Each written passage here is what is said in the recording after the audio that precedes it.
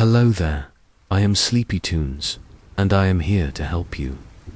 I know you use this video to fall asleep, so please, like the video and subscribe. Also, what time are you watching and where are you from? Now get comfortable and enjoy the tales. When I was little, Daddy always gave me a bath, every night. It was always just the right sort of warm, but I've never liked water. Not since that one night. When you're underwater and you open your eyes, you look up into another world that seems completely distorted from reality. I didn't mind having my head underwater, but opening my eyes would let the soapy water into them and made them sting, so I usually left them shut. Daddy always made me put my head all the way under to wash my hair through. He would take the back of my head on one hand and lay the other on my stomach, and I would count to 3 before forcing my head above the surface. Sometimes the soapy water would get in my eyes, even if I didn't open them, and when I came out of the water, they would sting. I pushed the palms of my hands into them until there were little fireworks, and it made them feel better. One night, when I was about 4, Daddy was giving me a bath, as usual. I was excited today because I got a new rubber ducky, a pink one. Blue was my favorite color, but Mummy always said that pink was more of a girl's color. Anyway, after a little while, in the bath, Daddy told me it was time to put my head under. I could feel the shampoo starting to drip down along my hairline, and I didn't want it to sting my eyes, so I shut them as tightly as I could before his hand gently held my head down. 1, 2, 3. Push. I tried to sit up, but Daddy's hand on my stomach held me firmly in place. Of course I struggled, but he was a grown man, so my attempts were to no avail. After what felt like forever, but was probably only a couple of seconds, I opened my eyes underwater. I will never forget what I saw then. Daddy was there, over me. But he didn't look like Daddy anymore. His mouth was smiling, but he didn't look happy. I couldn't tell for sure, but his teeth looked sharper, longer, and rotten. But the worst part was his eyes. It looked like someone had scooped them out of his face. All I could see were 2 wells that appeared to ooze blackness. The longer he held me underwater, the bigger they grew. Soon all I could see was black. I don't remember what happened next. I woke up in a strange white bed with a tube in my arm and a mask on my face, and Mummy was there. She wasn't crying, but I could tell she had recently been. I tried to move my arm to reach out to her, to hold her hand, to tell her it would be all right. But as soon as I tried, an incredible stab of pain shot through it, and I screamed, "Mummy!" Looked up, rushed over to the bed. She held me for a long time, and I started to cry as the memories of what Daddy had done started to creep into my head. She told me that I'd fallen over in the bath, and I'd broken my arm. Even though Daddy had pulled me out in time, she said. The doctors wanted to make sure I was all right before we could go home. I didn't like the cast they put on my arm. It was itchy and white, and it smelled like old shoes. But there was one good thing about it. I wasn't allowed to have a proper bath while I had it on. Daddy couldn't give me a bath. I was very afraid of Daddy for a while after that. I tried to tell Mummy what had happened, but she wouldn't listen to me. When I described how he had looked that night when I opened my eyes into the stingy bubbles, I thought Mummy was going to cry. But she blinked again, and gave me a gentle hug. "Don't be silly," she had said. Weeks passed, maybe months. I hadn't yet grasped the concept of time. I never forgot the last night Daddy gave me a bath, but as time went on, I slowly began to accept that Daddy was still Daddy, that it would be all right. The day that I got the cast off my arm, I begged Mummy to give me a bath before Daddy got home. She was hesitant, And to this day, I still don't know why, but eventually she gave. Into my demand, life went on like this. Mummy giving me a bath before Daddy got home. And then he would kiss me goodnight, and I'd go to bed. I'd always been a good sleeper. My mum had told me I was much better than my sister, even as a baby. My sister always woke up, several times a night, sometimes, with bad dreams. I only ever woke up once because of my sister. I didn't hear her come into my room, but I felt her climb into bed with me. Sobs shook her body as she climbed under my blanket, so I turned around to give her a hug. Mummy said it was important to be nice to her when she'd had bad dreams.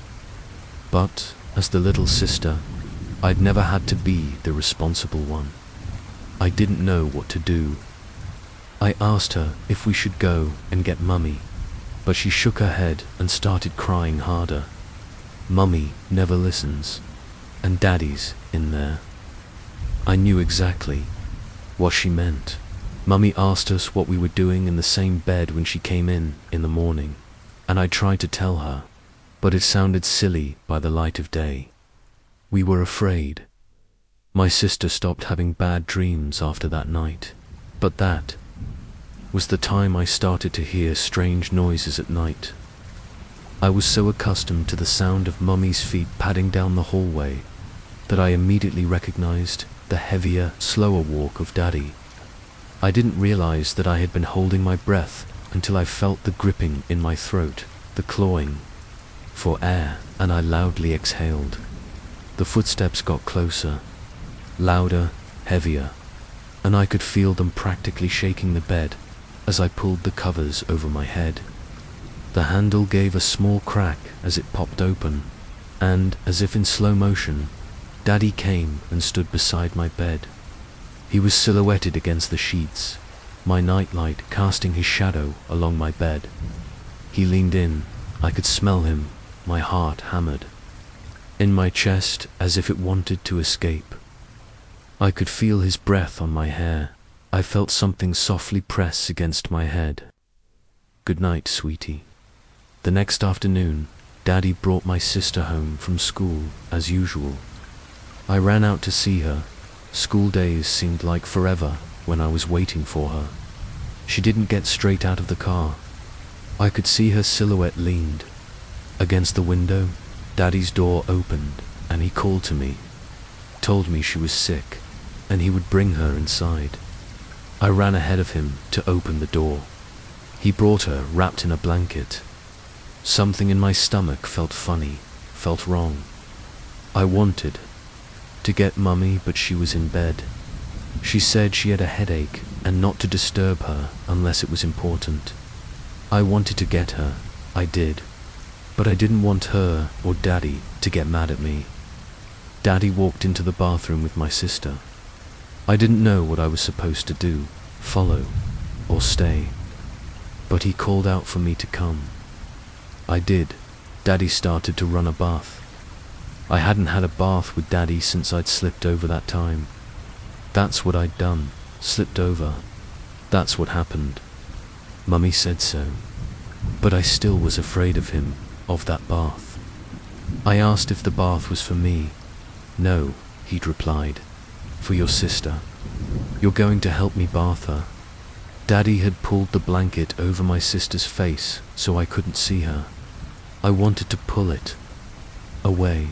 You only put blankets over someone's face if they're dead. She wasn't dead. I could see her stomach moving up and down. I wanted to reach over.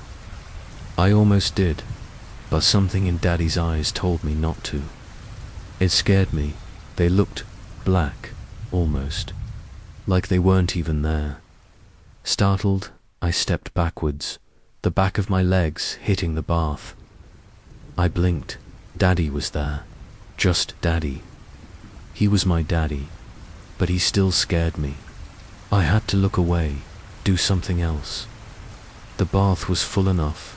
I pulled my fingers through the water to make sure it was just the right kind of warm. I nodded, more to myself than Daddy, and he picked up my sister. He pulled the blanket down slowly over her face. Her hair fell out, falling down over Daddy's hand that supported her neck. It looked darker, wet, and it hung in limp strands. I didn't want to look at her face, but I had to see it. Make sure she was all right. I had to stand on my toes to see her. Her cheeks looked pale, ghostly, her lips far too white. Under her eyes were dark. She looked scary, but all right. Daddy started to undress her. He pulled her shirt over her head, took off her skirt, unclipped her shoes. I searched her body with my eyes. She looked normal.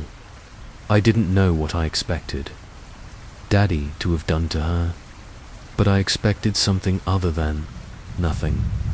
He pulled the blanket away and gently lowered her into the bath, supporting her head so it stayed above the water. She didn't move at all. I didn't breathe for several seconds. I just waited, watching, for him to put her head under, to hold it there, but he didn't. The water started to turn a very weak red around her neck, where he was holding her. He moved, his hand gently along her skin, and blobs of red fell into the water and dispersed into an evil, opaque cloud. After a little while, the whole bath was red. He lifted my sister out and into a towel, laid her down, began to dry her off. I bent down to try and see the back of her neck, to see why it was bleeding so much, but I saw nothing, and I dared not try and move her. Daddy and I dressed her in silence. Then he gently picked her up and walked down the hallway to the 2 bedrooms, hers and mine. He slowly laid her onto her bed, pulling the blankets up to her collarbone. Her head rolled to the side when he let it go, facing us, eyes closed. "Say goodnight to your sister," he whispered, coarsely. My heart was hammering in my chest. I took a step towards the bed. Breathe, I thought. Another step. My knees touched the wood on the side. I put a hand on the bed frame, steadying myself. With the other hand, I brushed the hair over her neck backwards, revealing bruised skin and a deep laceration. I kissed her softly on the cheek, told myself not to cry. Daddy wouldn't like it if I cried, but I couldn't stop the tear that slipped out of my eye, down my cheek and onto hers. It looked like she was crying, too. Her face looked even paler in the dim light coming in from the corridor. Her lips so white yet almost blue. She was sick, very sick. I didn't want to leave her, not like this, not by herself. But Daddy's hand on my shoulder was firm. It told me it was time to go. I considered fighting. I didn't want to be alone with him, but I couldn't wake Mummy, so I pulled my hand away from her hair, brushing the tear off her cheek. "Goodbye," I whispered. I wish now that I'd known that would be the last time I would ever say goodbye to her. Every night before I went to sleep, Mummy would come into my room and sit at my feet with my sister. She would read us one of my favorite stories, usually from my book of nursery rhymes. After she was finished, she would kiss me on the forehead, scoop up my sister, and turn the big light off. I had never really been afraid of the dark because I had my nightlight. It was the kind that gradually changed color, from blue to green and back. Darkness had always intrigued me, something I'd never been used to, had heard terrible stories about, but had never really had to experience on my own. True darkness, completely. Pitch black is hard to get. Lights from the street outside. Another room, anything breaks, complete blackness. The night I helped Daddy give my sister a bath, it was black everywhere. A blackout, Mummy had said. It happened sometimes, she'd said, and the whole street might not have power for hours. I walked carefully into my bedroom, trying not to bump into anything in the darkness. My hands found their way along the wall. around to the other side of the room, to the window seat. The curtains swung ominously from side to side in the darkness, closing behind me as I crawled up onto the shelf. If I stood on my knees, I was just tall enough to see out of the window. My street is a fairly quiet somewhere in a small and typically suburban neighborhood. There's a street light directly opposite my window, and tonight it was sending an orangey glow into my window as normal. Maybe streetlights didn't go out in blackouts. But as I looked around, I saw other lights. A porch light, a couple of houses across the street. Cracks of light shining through drawn curtains. I didn't know why our house was the only one without lights. But as I sat there on the window seat, slowly rocking back and forth deep in thought, I heard the door open with a barely audible crack. I looked through the crack in the curtains as a tiny throbbing sphere of light floated towards me through the darkness. I drew in a shaky breath. It seemed to catch in my throat and provide me no relief. But I relaxed when I saw Mummy's face, softly illuminated by the candle she was holding. With a single graceful motion, she swept back one of the curtains, sitting down beside me on the sill, one foot underneath her, one hanging down. I'd heard my parents talking softly earlier that evening. Gone to bed, not feeling well. Might just check on her, wake her in the morning. I silently begged Mummy to go and check on her, to just give her a kiss on the forehead. Feel how cold it felt against her lips. But she didn't go in. I just hoped the morning wouldn't be too late. Now I wanted more than anything to cry. Mummy always said to be brave, even when you're scared.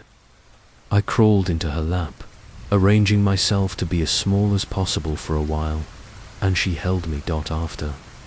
Several minutes, she stood up, still holding me in one arm, the candle in the other.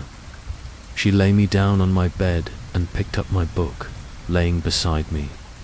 Drawing the covers up around both of us, she opened the book to my favorite story, Snow White.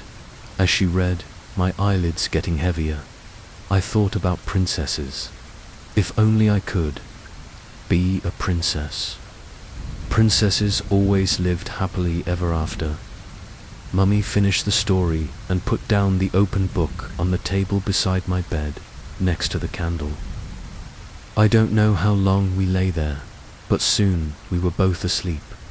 It was daytime. Daddy carried my sister over to the tree me and Mummy were sitting underneath. The grass was very green. It must have just rained.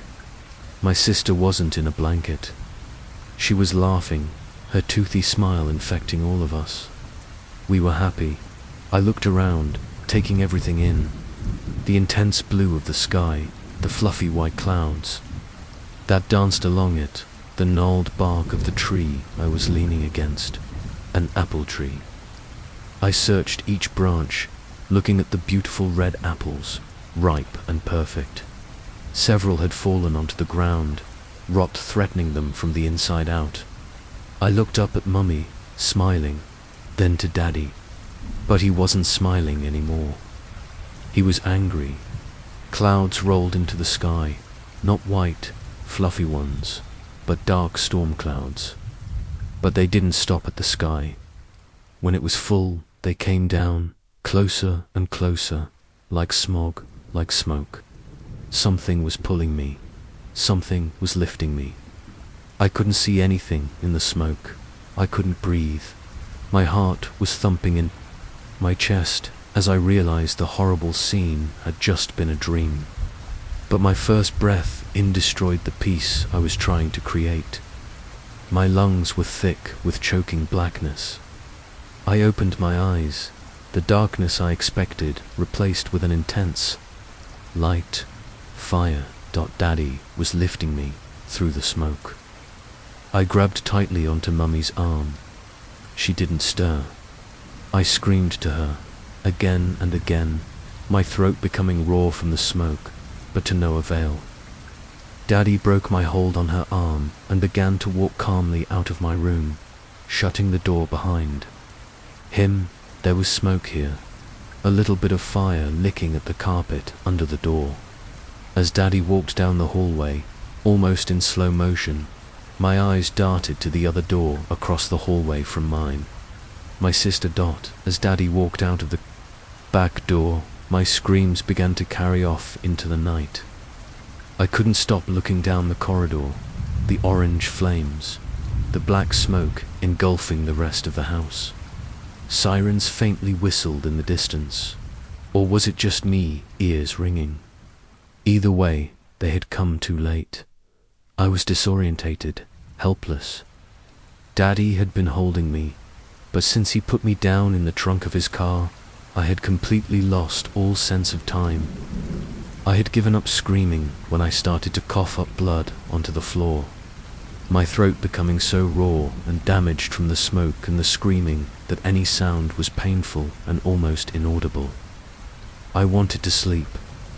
I was so tired, but again and again the images of my mother's body being slowly consumed by fire and smoke played through my mind. I cried without tears, silently wishing that it was all a bad dream. But I knew, deep in my heart, that I would never see Mummy or my sister again. I didn't know why Daddy had saved me. He could have killed me in the bath. He could have killed me in my sleep. He could have left me to burn alive with my mummy and sister. But I am alive. I don't remember finally falling asleep, and I had no way of telling how long had passed in the darkness. I could hear sounds, hear lots of things outside. Footsteps, voices calling, things being moved, sirens.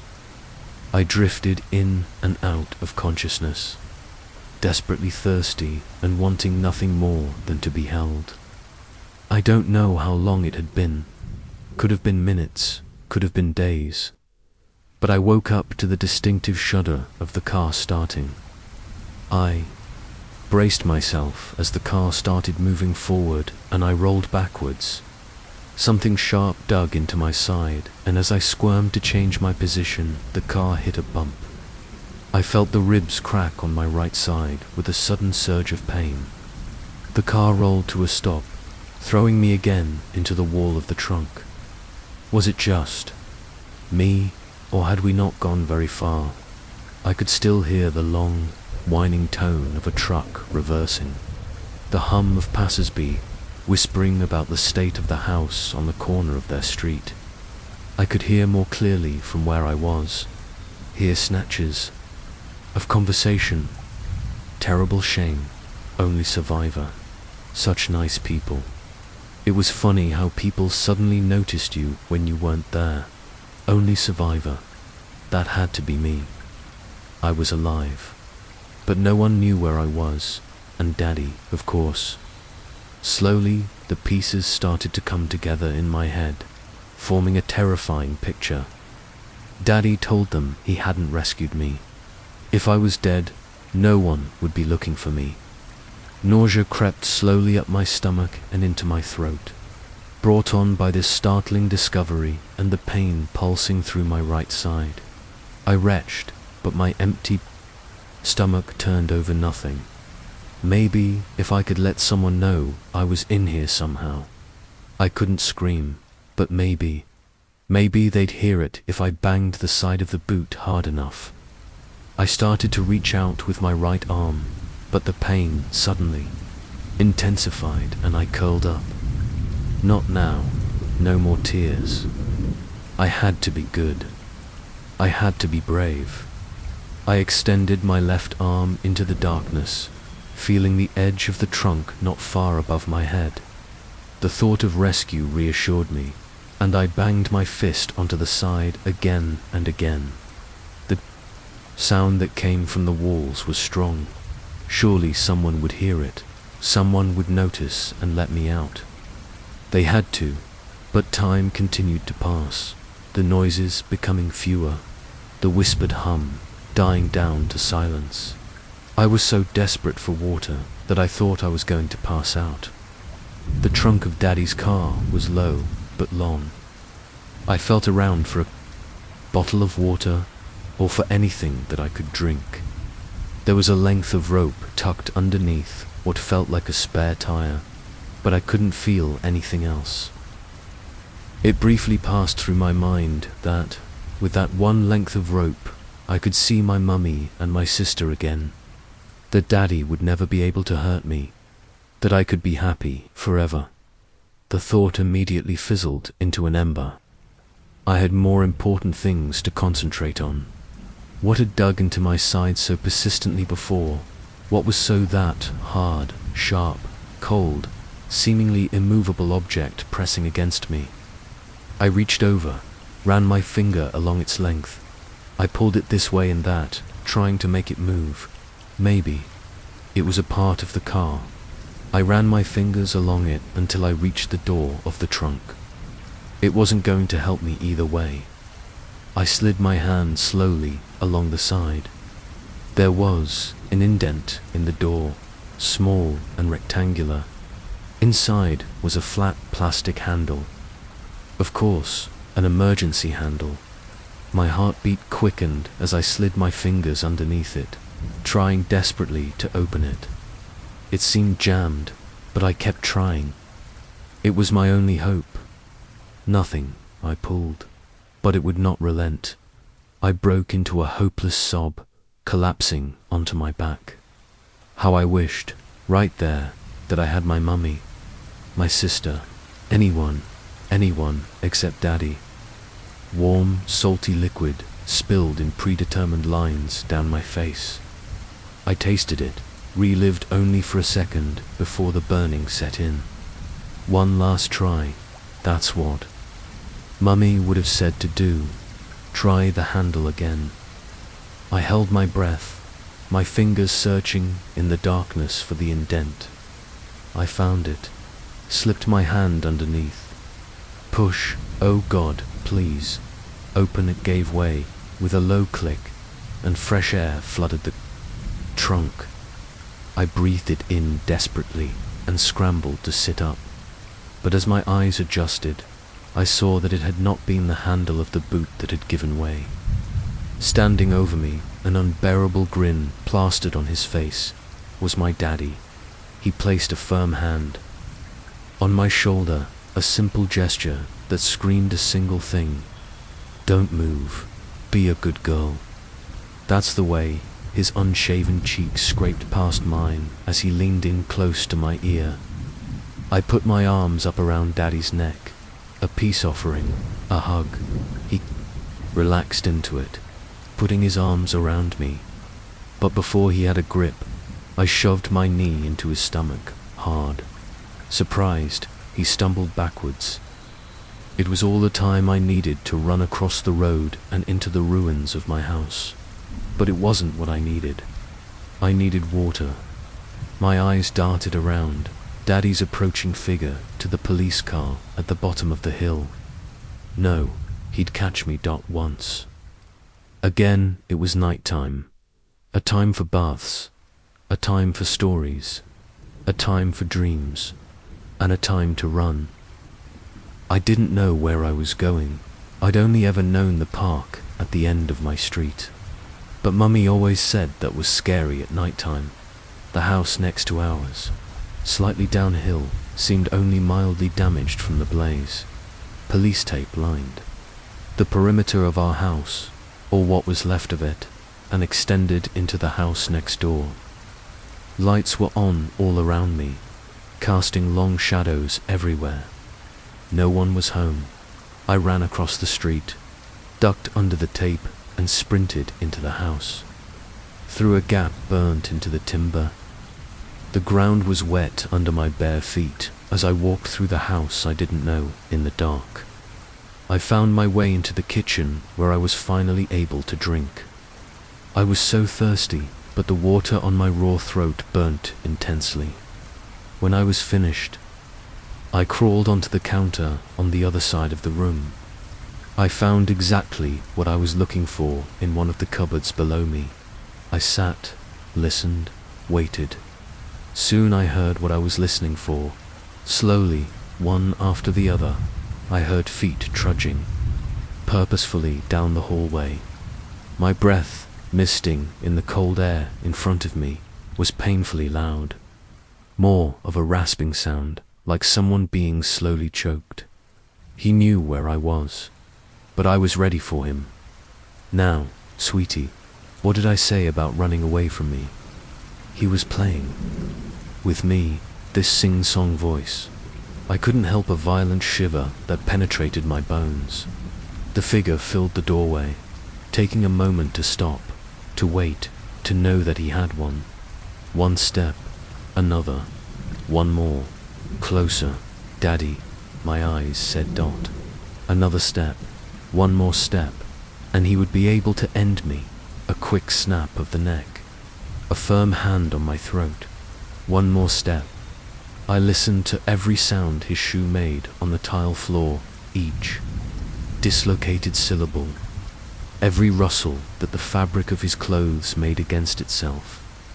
That breath he drew in, so prepared, so practiced, that raw second it took for him to advance on me, was all I needed to plunge the knife I had been holding deep into his stomach. I drew it out, stabbed again and again. Blindly, the knife glinted silver in a beam of light from the window, half the blade sparkling with a sticky redness. He stumbled backwards, his bellows decrescendoing into nothingness. It was over, wasn't it? I was covered in Daddy's blood, still clutching the knife, when I walked on shaky legs out of the house.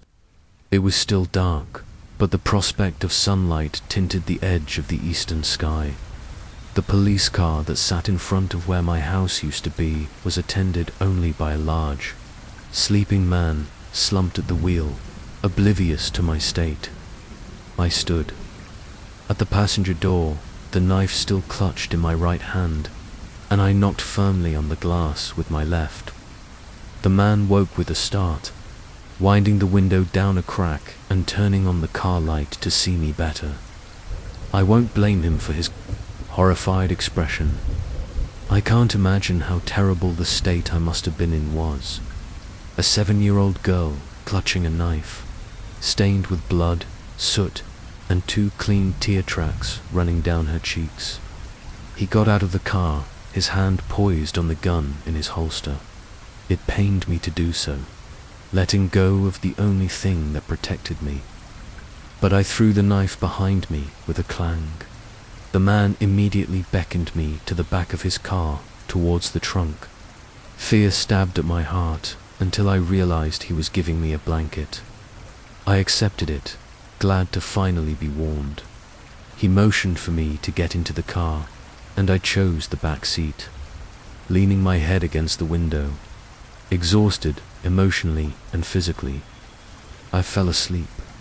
I barely woke as he carried me into the emergency department of the local hospital. By this time, shock had completely taken over my body, and I couldn't stop shaking. When I couldn't tell them what was wrong with me, and the shivers in my body became more frequent and intense, they decided to sedate me. I woke up clean and in a pale powder blue hospital gown, a tube in my arm and something on my finger. Various machines showed moving lines, up and down, and numbers that seemed to mean nothing. A policeman stood by the door, younger than the one who had brought me here. An insistent beeping began, one of the machines whining unhappily. Within a minute, a nurse appeared and began to adjust a machine. When she was finished, she turned to face me. Lots of the words she said I didn't understand, but some of them I knew. Dehydration, fever, pneumonia, lung damage, severe throat and airway damage, burns, several fractured ribs, countless deep scratches and bruises. She asked me who I was, and I told her my name. "What about your mother and father?" "Dead," I said. "Any other relatives we can contact?" This was a difficult question. I had never known my paternal grandparents. Mummy's mum, who we used to call Nama, was dead, long after her husband. I thought briefly to my only uncle, David. Daddy's older brother, in a prison in Taiwan. No, I said. No relatives. I was placed into the care of the state after many failed attempts to locate information about me. No missing persons, no local reports, nothing. I believe they put my picture on the local news, but most of my hair was singed off in the fire and no one seemed to recognize me at all. It was hard to be found when no one was there to look for you. After 2 weeks, I was moved into a wing of the hospital that didn't have any other children my age. They were all teenagers, broken, distressed, depressed. I could read the sign above the door, but not understand fully what it meant, nor the implications for me. The Gilbert Ward 3C, specializing in mental health facilities for the young guy, got used to the older girls and boys, and I learned things about them, got to know them. On the second night I was staying in the wing, I was flicking through channels on the television when I heard an eerily familiar voice. Flicking back to the news channel I had initially had no interest in, I saw something that sent a shiver down my spine. There, surrounded by microphones and people with cameras, was Daddy.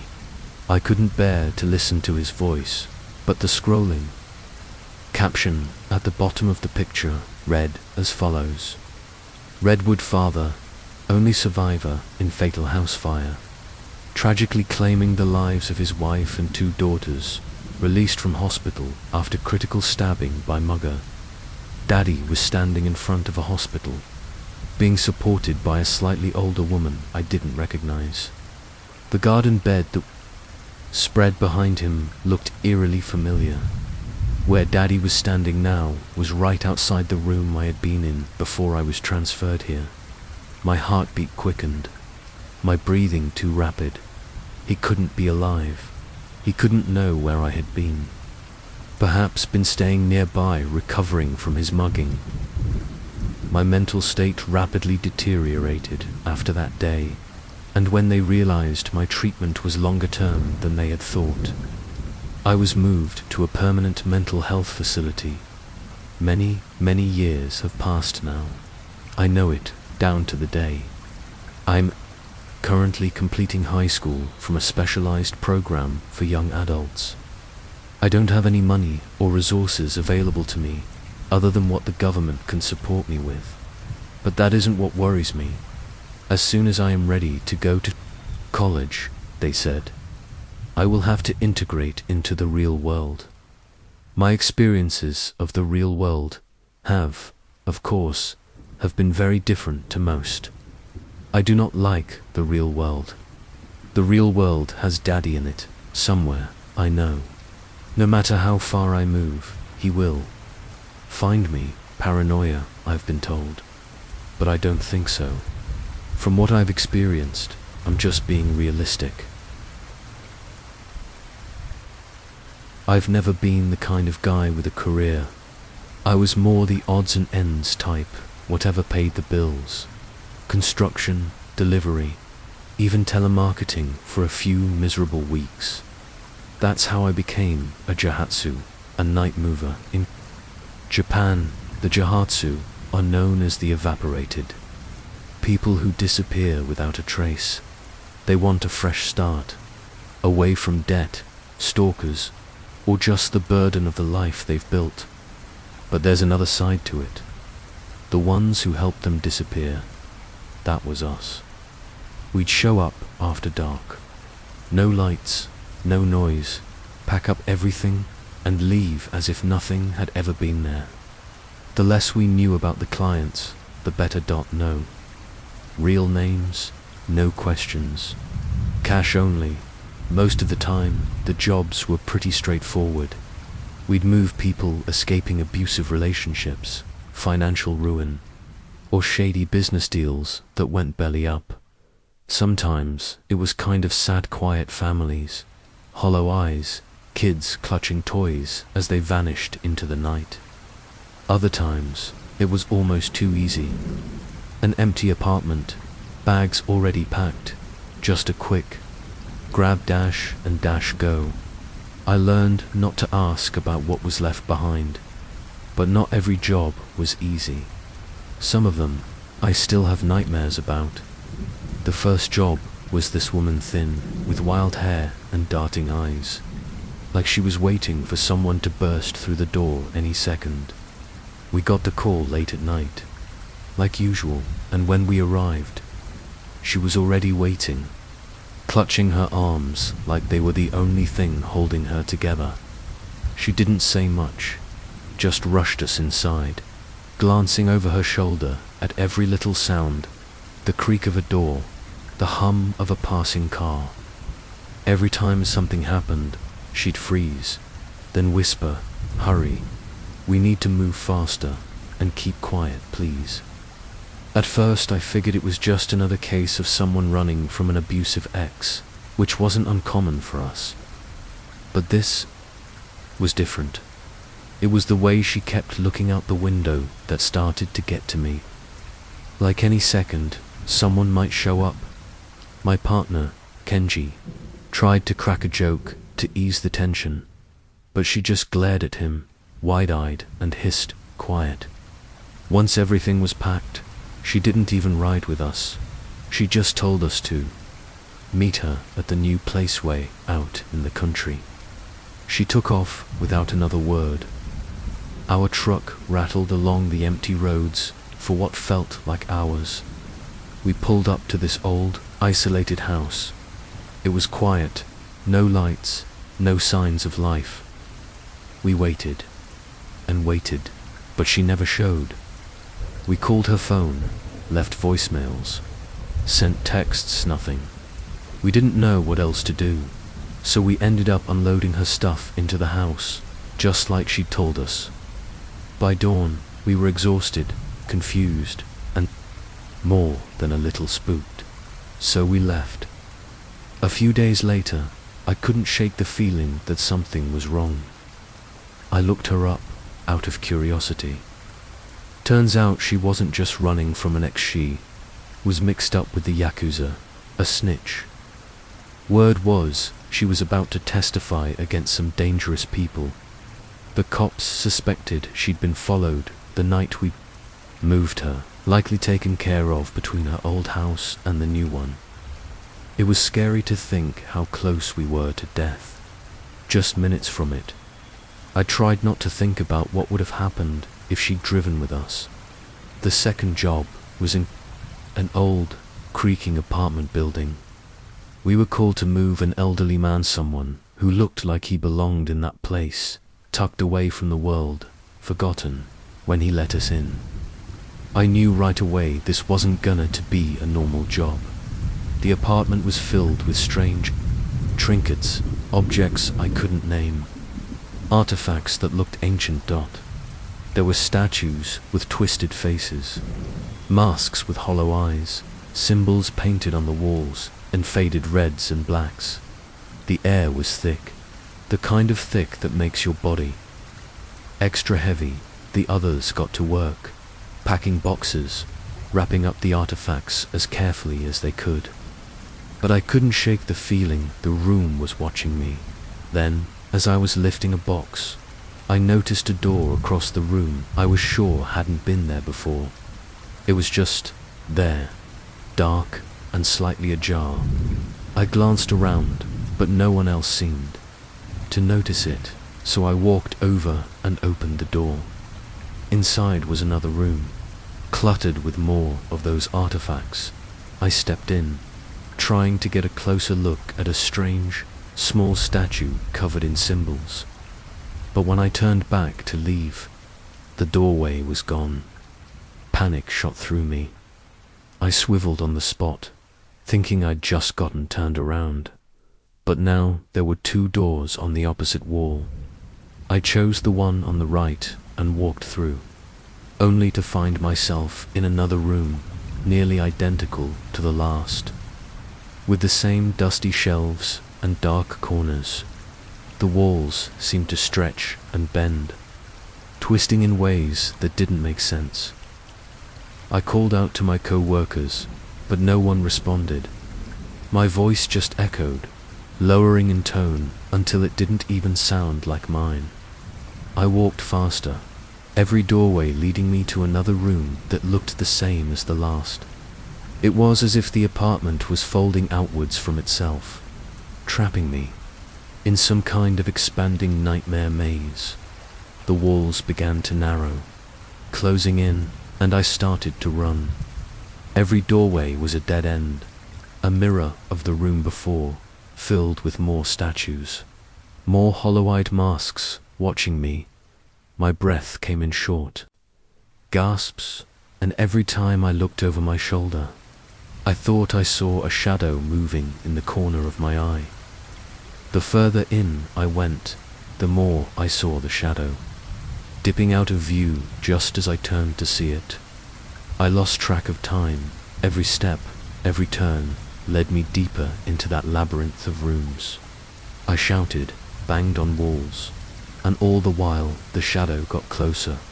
The air grew heavier, suffocating. My chest tightened. The shadow was starting to get darker, more detailed, like it was slowly forming into something solid. I started to smell something rotten, like old meat from an animal's breath. I was exhausted and about ready to give up completely. Let whatever would happen, happen. But then I saw a faint light through a doorway ahead. I bolted toward it, nearly tripping over my own feet as I pushed through the door and staggered back into the main room. I glanced back, half expecting to see the twisted maze behind me, but it was just a wall. The doorway was gone, as if it had never existed. Everything was just as it was when I went into the nightmare maze. Time hadn't passed a single second while I was gone. A month later, we started work on the Fujimoto Danshi complex. That was the last time I worked as a Jahatsu. We were called in late to an old, decaying apartment building, the kind that hadn't seen a new coat of paint since it was built. The family that hired us was strange, even by our standards. The father answered the door, tall, rail-thin, and pale as death. His skin looked translucent, almost bluish in the dim hallway light, and he didn't smile, just nodded once and waved us inside. The mother wasn't any better, silent, watching us with dark, sunken eyes, like she hadn't slept in days.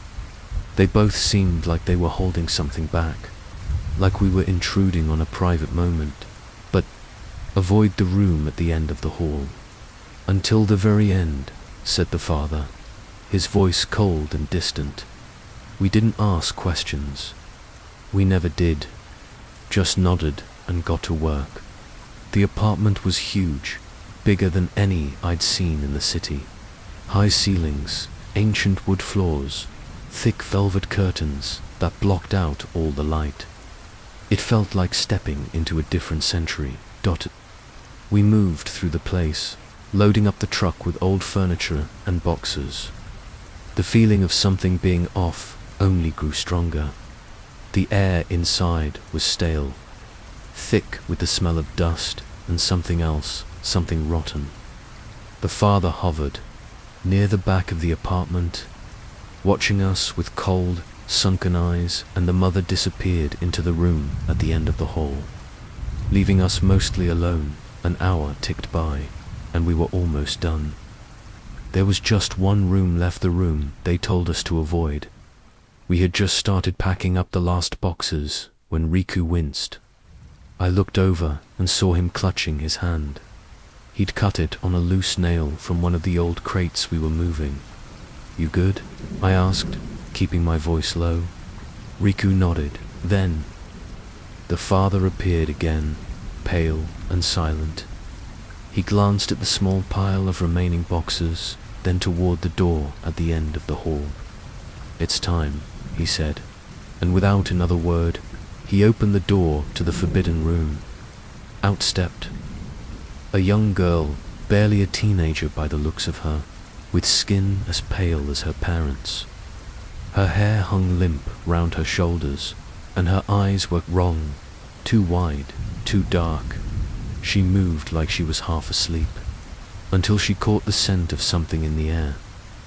The little girl froze mid-step, her head snapping toward Riku, her eyes locked on his hand, and something primal, something savage flickered across her face. It happened so fast, I barely registered it, but I saw her nostrils flare. Then she attacked. It was like a blur, a flash of pale skin and teeth. She lunged at Riku, sinking her teeth into his neck before any of us could react. The scream that tore out of him was like nothing I'd ever heard. We all froze for half a second, too stunned to move. By the time we recovered, Riku was already slumped on the floor, and half of his neck was gone. The father's eyes went wide briefly, then calmed. Oh no, the girl wasn't done. She crouched over Riku, and when she lifted her head, her eyes burned with something feral, something inhuman. Then she went for the next guy. YASU.YA. SU ran out the front door, the little girl chasing after him.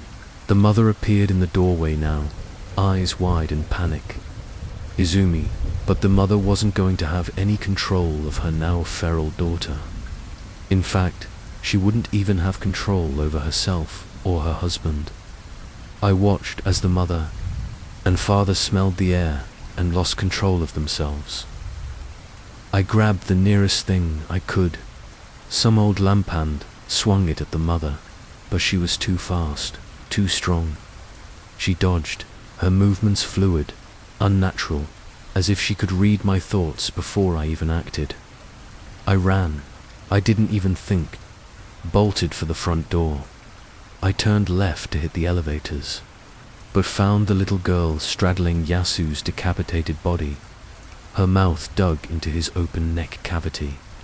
A scream carried over from my right, and I saw an open apartment door with a tough-looking guy walking out. Behind me, I heard the mother and father scurrying out of the room. I ran past the tough-looking guy and into his apartment. I locked the door and heard him banging against it, then screaming as he was getting torn apart. My eyes scanned the room, and that's when I saw it, a samurai sword hanging on the wall. Didn't think, I grabbed it. Checked the blade. It was dull as fuck, just for show. But I kept it anyway. Outside, the sounds of carnage echoed into the apartments. Screams, snarls, the tearing of flesh. I threw open the window and spotted the fire escape, but it only led one way up. I climbed behind me. I heard the window shatter as the girl leapt out after me. Her nails scraped against the metal as she climbed, too fast, too relentless. I swung the sword as she reached for my ankle, and it connected. She let out an inhuman shriek as she fell, her body crashing to the ground below. I looked down and saw her body. Her lower half was twisted backwards, head was split open, and arms were bent in unnatural angles. But she kept moving, crawling, trying to get back to the building, and I kept climbing. I reached the roof and collapsed, but only for a moment. I rushed over to the rooftop door and pressed myself against it. I could hear the others below, the bloodlust in their voices growing louder. I blocked the door with everything I could find and prayed. Finally, the first rays of sunlight crept over the horizon. I listened as the people below screamed as the sunlight through the windows was hitting them, but I knew they weren't all gone. Not yet, and my only way out was back down, through the apartment building, with nothing but the dull samurai sword. I crept back inside. I went through the rooftop door, quietly sneaking into the stairwell. There were 10 floors, with only a few of them still having lights on, so I had to make my way down 10 flights of stairs, most of which were pitch black dot as I descended. I realized that most of the tenants had had the same idea to make a break for the stairwell, only none of them appeared to make it. The stairs and all the landings were horrific, gruesome sights. Shredded bodies, organs, bones, blood. It was a slaughterhouse. I was halfway down the stairwell when I heard something below a low, wet squelch, like skin slapping against blood-soaked concrete. I froze, clutching the samurai sword in my hand. Heart pounding, I crept down the next flight, careful not to slip or make any noise. I reached the landing for the floor we'd been working just hours earlier and stopped dead in my tracks. The floor was a massacre. Blood splattered the walls and body parts mangled beyond recognition were strewn about. But it was the body, in the middle of it all, that made my stomach turn. It was Genko, or what was left of him. His body was completely torn open, organs spilling across the landing, bones pulled from muscle and tendon. His face, what little was left of it, was frozen in a twisted, agonized scream. The sight of him, someone I'd worked alongside for months, made bile rise in my throat. I had to step over him to keep moving. There was no other choice. I stepped gingerly over his body, careful not to disturb anything. But just as my foot touched the other side of the landing, I heard Etalo, guttural growl from behind me. I whipped around just in time to see Genko's hand twitch. His eyes, once glassy and dead, snapped open, glowing with a sickly red light. Blood began to pool around him, bubbling as if something inside him was trying to force its way out. Before I could react, Genko's body jerked violently. His limbs snapped back into place with a sickening crack, and his mouth stretched open, revealing elongated, razor-sharp teeth. Blood dripped from his mangled face as he let out a feral screech. His arms reaching out for me, he was no longer human. I stumbled backward, tripping over the stairs as Genko's twisted form lunged toward me. He moved unnaturally, like a puppet on broken strings, dragging what remained of his body across the landing, his hands clawing at the air. I fell down a flight of stairs, the sword slipping from my grip as I crashed to the ground. My vision blurred for a second, but the sound of Genko's screech shook me back into reality. I got a hold of the samurai sword and kept moving. He was still coming, his body crawling, tumbling and dripping down the stairs after me. His limbs were broken, his muscles were mush, but that didn't stop him. It didn't matter how shattered his body was. There was something in his blood now that kept him moving, kept him hungry. But it wasn't just him. The whole stairwell seemed to be waking up. I scrambled to my feet, slipping on the blood that now coated my shoes. Every step was a nightmare. Couldn't get a grip, couldn't move fast enough. I fell again, sliding down another flight as Genko's screeches echoed through the stairwell, each one louder and more frantic than the last. I could hear them now, those responding to the sound. The tenants, the entire building was awake, joining the shredded bodies, coating the floors and walls of the stairwell as they all made chase.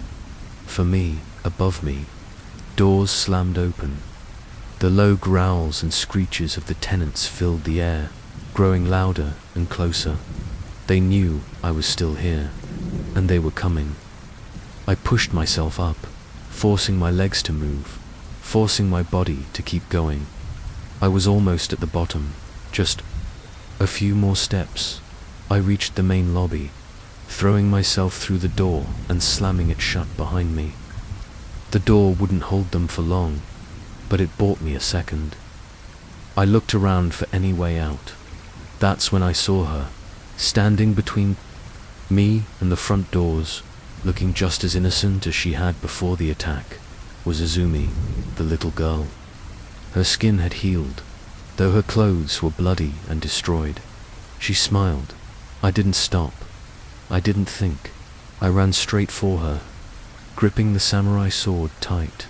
She didn't move, didn't flinch.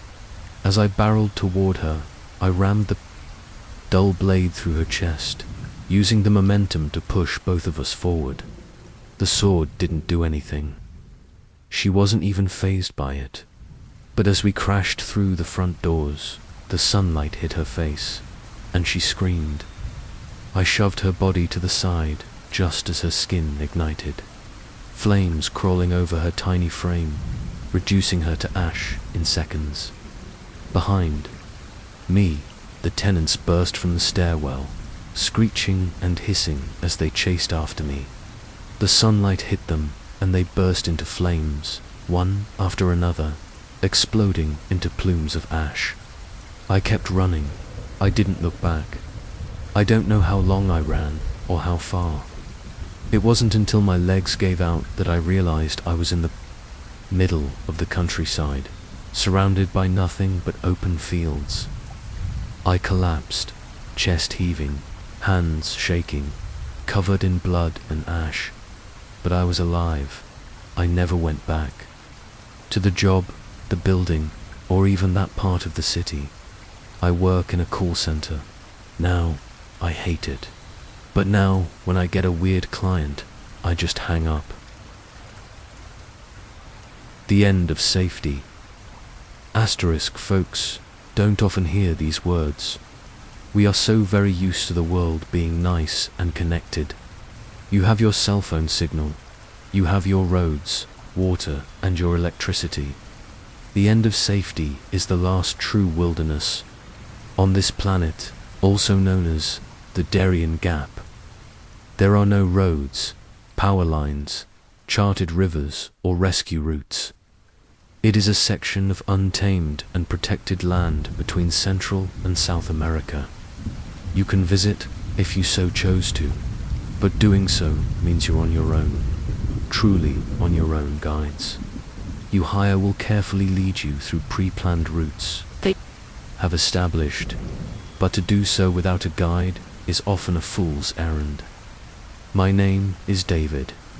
I'm a traveling medic and missionary. I'm basically a pastor with first aid knowledge. When this all happened, I was working in Yavis, Panama. This is the last city between here and Colombia. The last place north of nothingness. So, it really was a shock when someone came stumbling out of the underbrush. At first, the rest of the staff and I were certain it was some staff member who had wandered off from the hospital compound. But she wasn't employed by the hospital, nor a volunteer. A quick call to the Park Nacional Darien confirmed that. There were no tours at the time. It was the wet season, after all. The wet season is especially inhospitable in the untamed rainforest. It's treacherous, even for the most skilled guides. So, here we had a mystery woman sitting in the hospital, covered in days' worth of sweat, mud, scratches, sap stains, and stink from her travels. I questioned if she was indigenous at first, but that wasn't likely. She had Asian traits, her skin darker than most. She was far taller than any Asian woman I had ever seen before, standing about 188 centimeters tall. She was clearly built to take care of herself. Her body was well toned. She had some possessions which she wouldn't let us touch bundled up into a trench coat, as well as a pair of red-tinted glasses she refused to let us near. Her pants might have been white at some point, but now were browned and dirtied by the jungle underbrush. She wore a sleeveless turtleneck and fingerless leather gloves. Her hair was brown, and she had a scar on her left cheek that looked older than the other. Scratches on her body. I was in charge of the initial intake for the mystery woman, Colombia. I asked her as I did my best to clean and dry her wounds. She turned from me when I attempted to dress the small scratches. I rolled my eyes. My name is David. I'm a missionary here at the hospital. I'm trying to help. When she didn't. respond. I tried again, in Spanish. In Spanish, she admitted. I don't have a problem understanding you. I just don't want to be waiting around here. What struck me as odd was her accent, not Asian or Latino in the least. She sounded almost Mediterranean.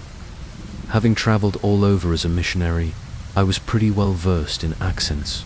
You don't have to stay long. We just want to help you, I explained.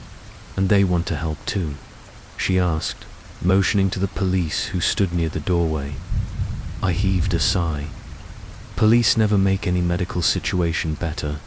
The police were here because, as far as they knew, she was on the run. Panama police were not keen on letting anyone come out of the gap who didn't have papers, and she did not have papers. Could I at least get your name?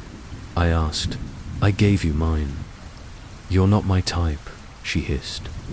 I'm not trying to hit on you, I grumbled in frustration. I genuinely want to help. Bullshit, she growled, her light brown eyes appearing to flash red as she did so. No one genuinely wants to help. Everyone's after something. Sooner or later, they let you know what that is. I like to skip all the betrayal bullshit and just avoid getting mixed up in everyone else's problems. Most folks are out for their own goals. Sure, I can tell you, I'm not. I glanced at the police near the door, but, I'll be honest, I can't speak for the local authorities. She gave the police the side eye and then glanced over to me, her eyes scanning over the scrubs which was sealed in plastic and waiting for her on a nearby table. Why don't you wash up? It seems like you've been through hell, I pointed. To the shower stall in the far corner. We'll have your clothes cleaned. Then you can be on your way. Those fuckers come near me, I'm going to break their hands, she threatened as she grabbed the scrubs I had offered.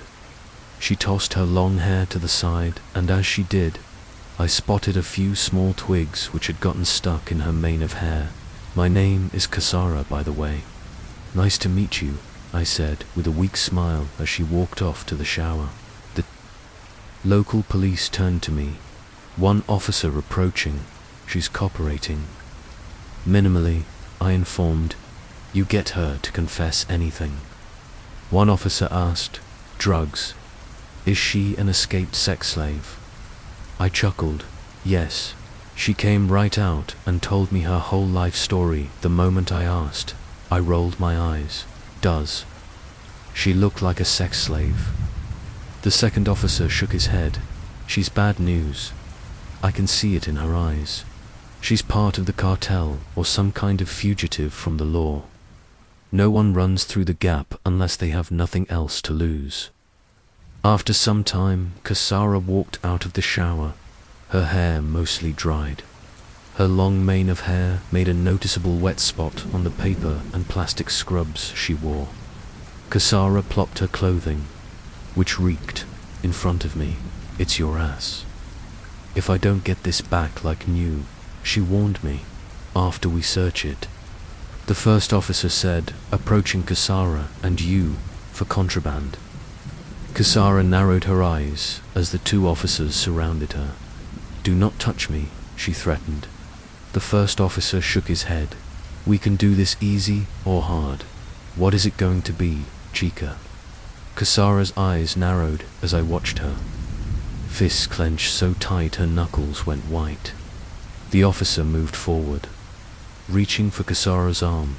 Kasara's eyes tracked the officer as he approached her. Once he was within range, her arm moved in a blur, wrapping around his bicep, the other on his wrist. With a sickening snap, Kasara hyperextended his elbow. I watched in shock as the bone popped up under his skin as his arm bent backwards. The officer dropped to the floor in pain. In a panic, the second officer whipped out his pistol. Stop right there, he shouted, both shaking hands, trying to steady his pistol as he took aim at Kasara. Kasara spun on her heel, grabbing his wrist with an outstretched hand and forcing his hands up as she rushed towards him.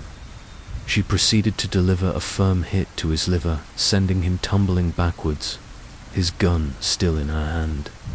I froze in place, eyes wide, as I had watched Kasara shut down both officers in a few blinks of an eye. The second officer was laid out on the floor, either unconscious or pretending to be. Either way, I didn't envy him. The first officer was babbling in pain as I rushed over to him. Shit. I looked over his mangled arm and called out for a doctor, as nurses and doctors rushed in. The sound of a pistol hitting the floor drew my attention. I turned and saw that Kasara had dropped the gun, grabbed her clothes, and was making her way toward the window. "Wait," I called out. "I said you could use the laundry, didn't I?" Kasara stopped by the window, lifting her eyebrow up at me. "Aren't you going to freak out and arrest me?" "No thanks. You acted in self-defense and warned them." I shrugged. "And they're still alive." I cleared my throat. "Please, I still have to address some of those injuries." "They're flesh wounds. I'll be fine," Kasara growled. "Flesh wounds can become infected," I reminded. "Fine." Kasara took a deep inhale through her nose and turned back to me. "But the second this laundry is done, I'm out of here." With that, I managed to collect her clothing, as well as pick up the second officer who had woken from his stupor. I escorted him out of the room. I locked the door behind me, my heart pounding in my chest. The second officer glared at me, being chummy. "Why didn't you help? I'm a missionary." I hissed under my breath, turned the other cheek. "And help people, that's all I do." "What about you two?" She said not to touch her. She could be a drug mule or cartel. You saw how she fought us off. "I am calling for backup," the second officer whined. "Listen," I shook my head. "She just wants to go. Why is that so difficult? Leave the law enforcement to us, okay?" The officer grabbed at her clothing, rifling through it. After a moment or two, he found a small wallet and keychain. I groaned. Certain Kasara wouldn't be too pleased to find out I let the officer do this. Not that I could have stopped him. The officer grinned as he pulled out a pair of $10 bills, which I thought was odd. Sure, some folks at shops wouldn't mind taking us currency, but it sure as hell wasn't something I'd expect a traveler from the south to have. The officer pulled out an ID card next. He examined it carefully. He gave it a confused look after a few moments. "What the hell is this?" He inspected the ID and showed it to me. I could understand his confusion as I tried to make sense of what I was looking at. "Can you read this?" The officer asked me. The ID was hers. It had a photo of Kasara, some numbers written here and there. I think one had to be height, as I saw 188 centimeters, and something else which said 27. I assumed her age. The rest was all strange words and letters. The only word at the top that I could remember was Pins. I'm not even sure what language that is, let alone what alphabet. There was one last symbol in the corner as well. It was this. All in all, the ID was beyond strange. It didn't look like any passport or ID I had ever seen, yet it appeared official. It had some numbers across the top. A holographic image of some marble bust of a regal woman's face was printed on what felt like metal. "I've never seen anything like that," I remarked. The officer just took the ID, pocketed the money, and then placed everything back in the wallet. He grinned at me. "Keep her in there. I'm going to run this." As he walked off, I just let an exasperated sigh out and I headed towards the hospital laundry room. I tossed Kasara's clothing into the wash, keeping her wallet in my pocket as I walked away. The fluorescent lights flicked for a moment before they went out, which happens a lot, mainly when the dryers go off. However, not so much the washing machines. I pulled out my phone to use as a flashlight, looking around for the hallway leading to the fuse box. That's when I heard the footsteps behind me. I turned around and found nothing. I squinted into the darkness, holding my phone up. "Hello," I called out. "Who is there?" No answer. "Officer." I called out again, concerned about who or what could be wandering around in the dark casa. Just at the edge of the light, I could see a pair of feet with black boots like the first officer's. "Officer, is that you?" I called out. They didn't move. I took a step forward, hoping the light would illuminate further. The light moved, and within the shadow, so did the feet. I swallowed hard. "Teeth, this isn't funny. I have to flip the breaker," I said softly. I turned and started walking down the hallway again. The footsteps started to follow me again. I whipped around, and there, again, right at the absolute edge of my phone's light, were the same boots. I took a few steps backwards. The boots followed, 1 step, 2 step, always right at the edge of my light. "Oh, officer," I called out, "this isn't funny. Stop this." I tried taking a few steps forward, but now it appeared as if the hallway itself was stretching away from me, taking the light with it. I stopped. The boots remained. This time I turned down the hallway and ran. I could hear the footsteps keeping pace with me. I kept running as fast as I could down the hallway. As I did, I saw the hallway turn to the right.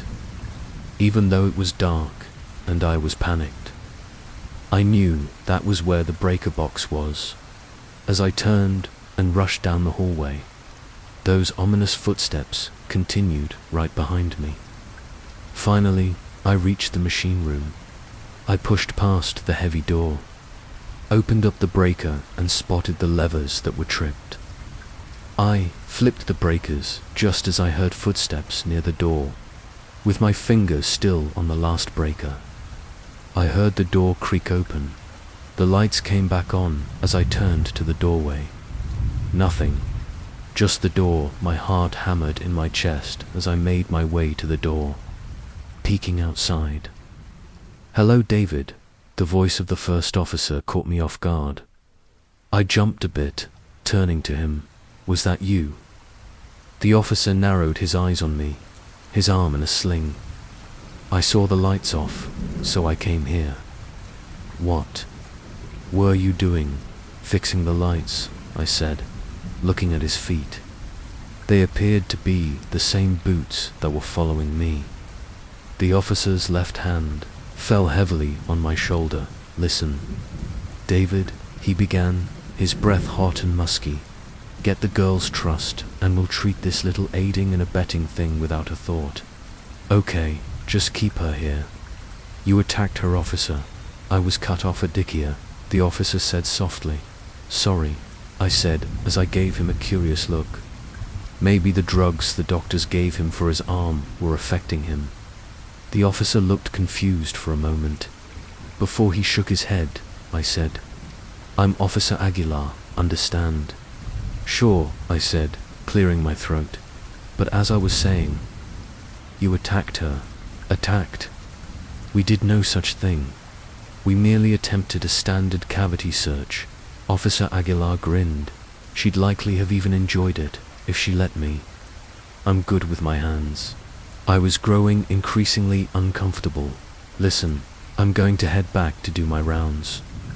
Asterisk, asterisk, before you go." Officer Aguilar showed me the strange ID removed from Casara's wallet.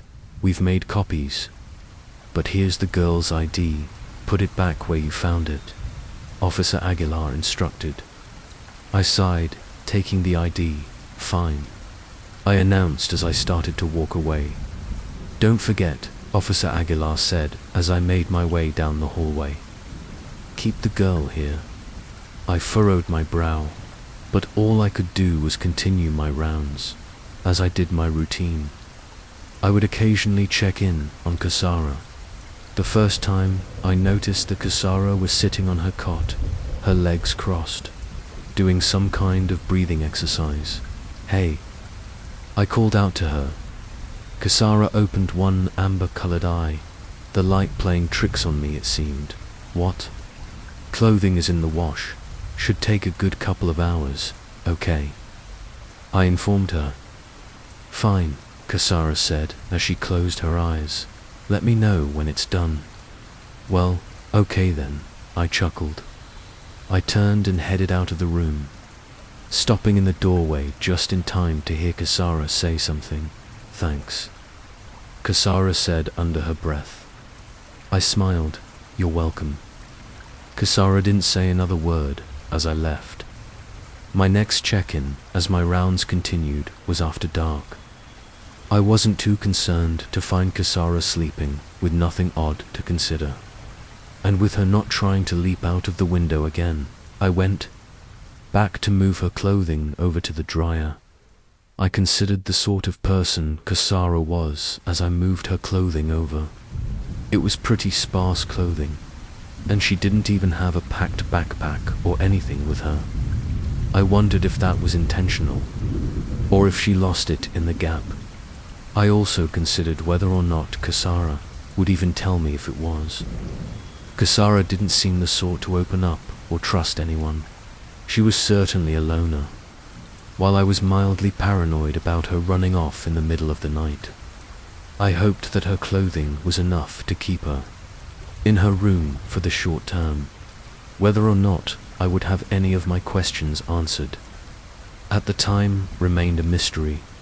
Man, do I wish that mystery remained. It was hours later, as my rounds continued, when things took an even more chaotic turn. It was towards the end of my shift when I heard the smoke alarms go off. My first instinct was to check the laundry room, as I thought I had set the dryer on for too long. Kasara's clothing would have been dry some time ago.